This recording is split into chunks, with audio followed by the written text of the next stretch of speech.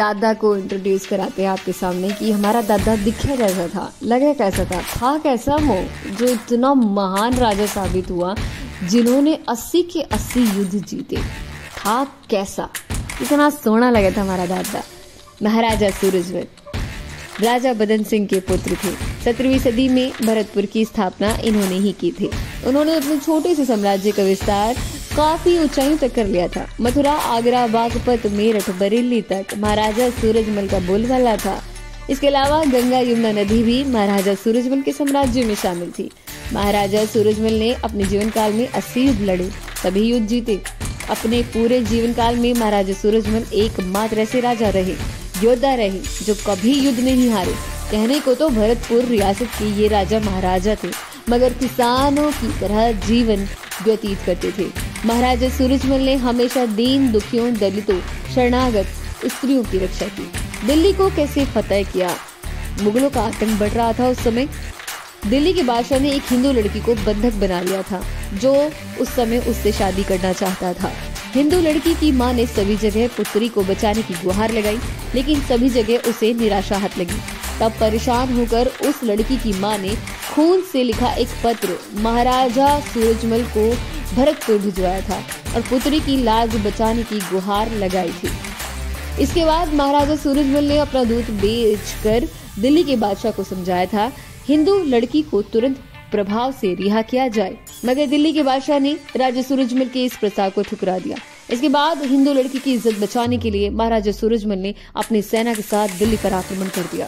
महाराजा सूरजमल दिल्ली के बादशाह को खत्म करना चाह रहे थे, तभी उनकी तलवार के सामने बादशाह की पत्नी आ गई और महाराजा सूरजमल को गुहार लगाने लगी। बादशाह की पत्नी ने महाराजा सूरजमल से कहा, मेरा पति जो दिल्ली का बादशाह है, लेकिन आपके लिए तो काली गाय के समान है। आप हिंदू धर्म रक्षक हैं, जहां गाय को काटना हिंदू धर्म के खिलाफ है। इसके बाद महाराजा सूरजमल ने दिल्ली के बादशाह की जान बख्श दी थी, मगर उसी दौरान साजिश के चलते बादशाह ने महाराजा सूरजमल को सोते समय मौत के घाट उतार दिया था, जिसका बदला लेने के बाद महाराजा सूरजमल के पुत्र जवाहर सिंह ने दिल्ली पर आक्रमण किया और दिल्ली को फतेह किया। शरण लेने वाले लोगों की कैसे रक्षा करते थे? इतिहास के मुताबिक महाराजा सूरजमल हिंदू धर्म की रक्षा, महिलाओं की इज्जत के लिए पहचान देते थे। शरण में आए दुश्मनों की भी रक्षा करने के लिए विख्यात रहे।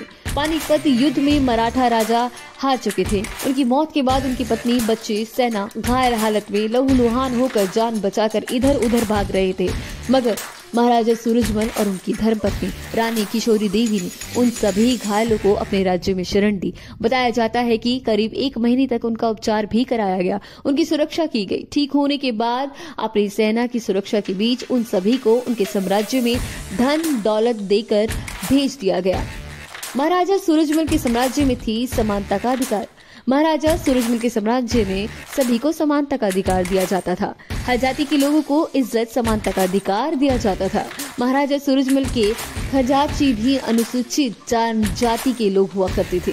महाराजा सूरजमल के साम्राज्य में सभी की सुरक्षा और सभी का सम्मान ख्याल रखा जाता था।